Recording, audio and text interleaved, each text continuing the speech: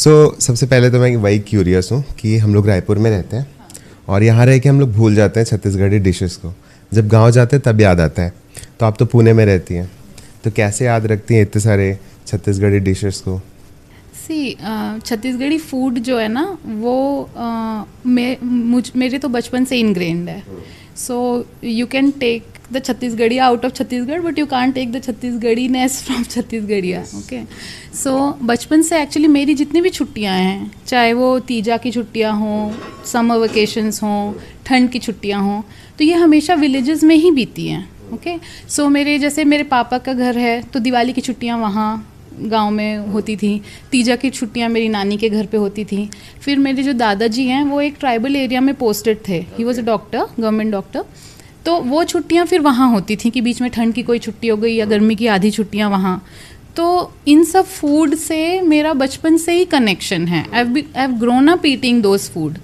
तो नेचुरली जब आप बाहर निकलते हो ना तो कुछ टाइम तक आपको एक्सप्लोर करने का मन होता है कि आप एक मतलब बड़ी सिटी में गए हो तो वहाँ के खाने, थोड़ा ग्लोबल फूड, वो सब आपको कुछ दिनों तक अच्छा लगता है। लाइक यू नो, तो मैं जब पुणे गई तो around 1 year I was like exploring all the food that was not available in Raipur at that time. 2008 की बात कर रही हूँ मैं, तब तो शायद पता नहीं मैकडोनल्ड्स और डोमिनोज भी रायपुर में नहीं था।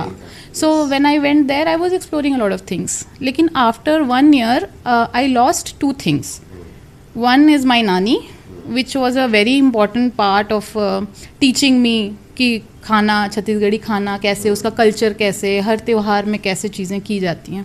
सो I lost her and then within 1 year ना आपका वो सारा भूत उतर जाता है नई सिटी का, क्योंकि आप बहुत सारी चीज़ों में ढूंढने लगते हो वो चीज़ें जो आपको कंफर्ट देती हैं।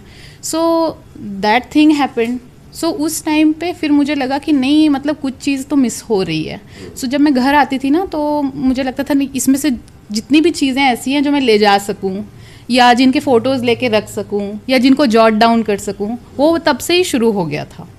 और वो ग्रीफ एक चीज़ है ना जो आपके ऊपर ग्रो करती है। आप एक ही दिन में आपको एक्सेप्टेंस नहीं आता। It takes time for you to grieve something.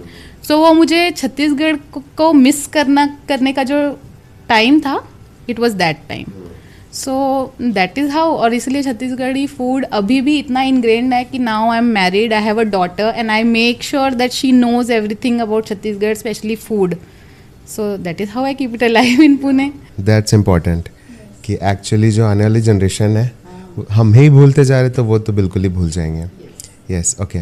So basic difference क्या होता है? मतलब जैसे हमारे छत्तीसगढ़ी फूड्स होते हैं, इनको बनाने का तरीका बाकी सारी चीज़ों से, जैसे अभी तो रायपुर में ही हम कोरियन यहाँ पे फूड देख रहे हैं, चाइनीज़ ऑलरेडी हमारे ऊपर हावी है, ठीक है। सो इन पे बाकी सब चीज़ों का डिफरेंस हमारे छत्तीसगढ़ी फूड को बनाने का और जो इंग्रेडिएंट है वो क्या है इम्पोर्टेंट? देखो, traditional food, mostly regional food जो है इंडिया में कहीं भी जाओ, not only Chhattisgarh, is always fresh and seasonal. So या तो वो सीज़न से डिपेंड करता है या तो वो इस चीज़ पे डिपेंड करता है कि इस सीज़न में ये चीज़ नहीं बनेगी तो पहले से बना के रख लो। जैसे बड़ी बिजौरी हो गई, वो हम इसलिए बनाते हैं कि हमें पता है कि उस एक पर्टिकुलर सीज़न में, बरसात के टाइम में बहुत सारी सब्जियां नहीं अवेलेबल होती थी, तो बहुत सारी चीज़ें पहले से करके रखी जाती थी। So mostly fresh ingredients is the most important part of Chhattisgarhi food. आप छत्तीसगढ़ी फूड जब खाओगे तो आपको समझ में आएगा कि उसमें मसाले का टेस्ट नहीं आ रहा है, उसमें जो मेन इंग्रेडिएंट पड़ा है ना, उसका टेस्ट आ रहा है। जैसे आप पोई भाजी की सब्जी खाओगे तो आपको उसमें जो तड़का है उसमें सिर्फ मिर्च और सरसों का तड़का पड़ता है, थोड़ा लहसुन पड़ता है। उसके अलावा you can actually taste the poi bhaji, उसका जो फ्लैशीनेस है, उसका जो ग्रासी स्लाइटली टेस्ट है, हर्बी टेस्ट है, वो आप उसमें से पहचान पाते हो। So that is the difference between regional food कोई भी। तो छत्तीसगढ़ फूड में भी वही है। Also we Chhattisgarh are very obsessed with bhajis. मतलब इतने भाजीज़ हैं यहाँ पे, हमारे पास 50 से ज़्यादा भाजीज़ हैं। तो वो क्यों है छत्तीसगढ़ में केवल?